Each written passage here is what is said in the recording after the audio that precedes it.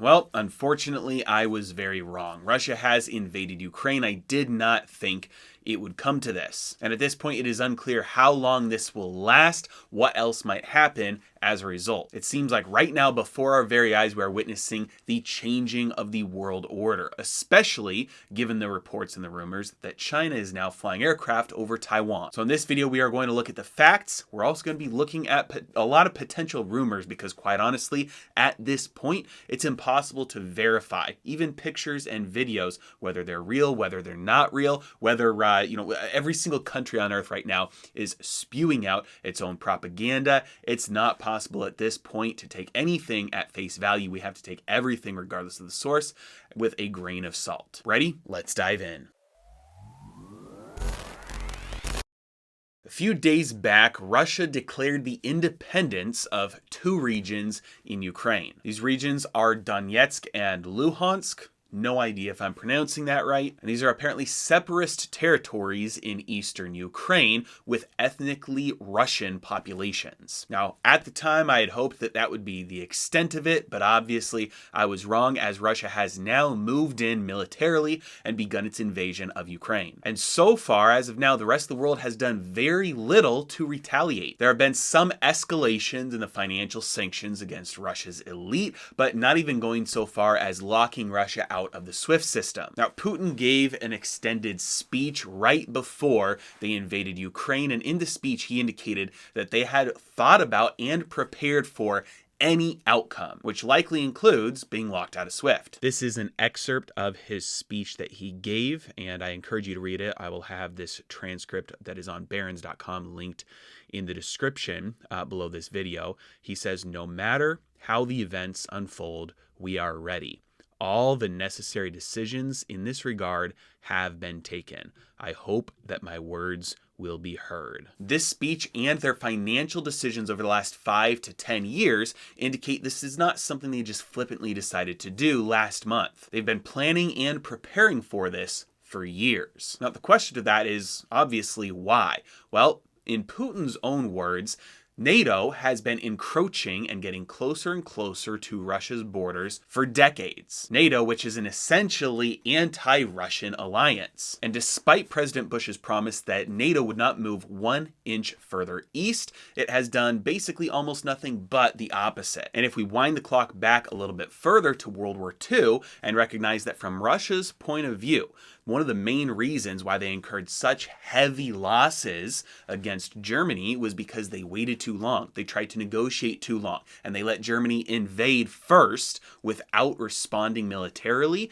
It makes a little bit of sense why they are concerned that there is an anti-Russia alliance that for decades has been militarily moving closer and closer to its borders. But it's taken them a while to get to this point where they are finally comfortable with the risks of trying to do something about it. Last time they took military action was 8 years ago, and their financial position was not as nearly as strong as it is today. Since then, they have drastically increased their total foreign exchange reserves, especially as a percent of foreign debt. And the energy position over the last few years, especially in Eastern Europe, has moved drastically in Russia's favor as energy prices have gone through the roof, and Eastern Europe is far more dependent on Russia's energy than they used to be. Further than that, Russia has diversified its energy exports to China. Altogether, the hand that they have right now is far stronger than it used to be. So much so that one of the most extreme retaliations that the rest of the world is considering right now will probably not happen, and that is locking Russia out of the SWIFT system.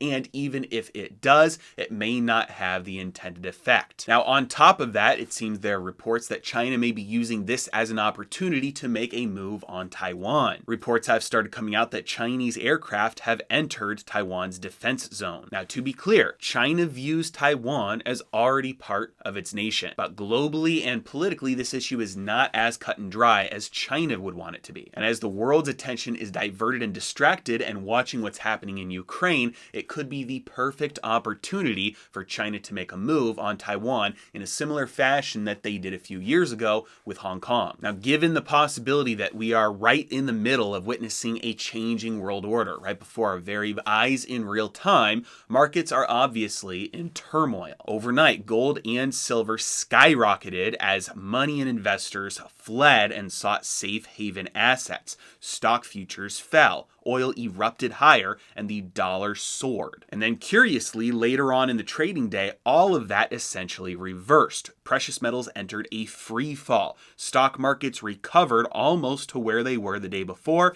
and oil fell back down. Now, nobody can ever guess or know for sure the exact reasons for these price movements. But typically with geopolitical events like this, the market impact is very short-lived. Now, take that with a grain of salt as well, because this military action is the largest military action in Europe since World War II. But it does seem that at least for the moment, markets may believe Putin that his plan, in his words, is to eradicate the leadership of the neo-Nazis in Ukraine, and his plan is not to occupy Ukraine long term. Again, who knows? It was just a few days ago when he said we are absolutely not going to even invade Ukraine. In terms of potential future market impact, this could very well end up being a black swan event or the first domino event to fall and start knocking other things over. When you get war and you get sanctions, you get massive unexpected market movements. This paired with supply chain issues developing, especially in regards to the China and Taiwan situation,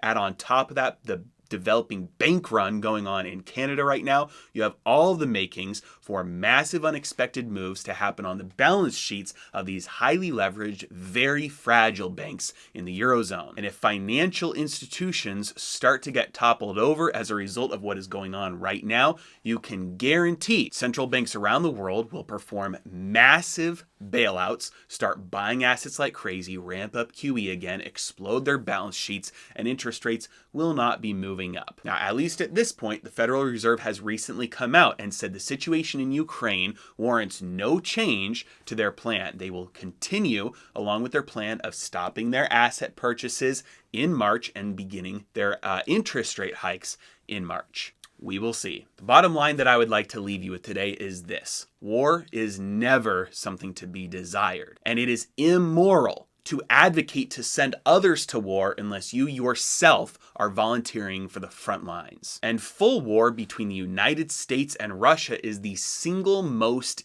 dangerous threat that our world faces imminently today. I hope and pray that it does not come to that. That would be the absolutely worst outcome of all. Of course, I will keep you updated as more news comes out and things develop further. And finally, I will be speaking at an event on March 5th in Dallas. I would love to see you there. If you can join, I've got the sign up link in the description below. As always, thank you so much for watching. I really appreciate you guys.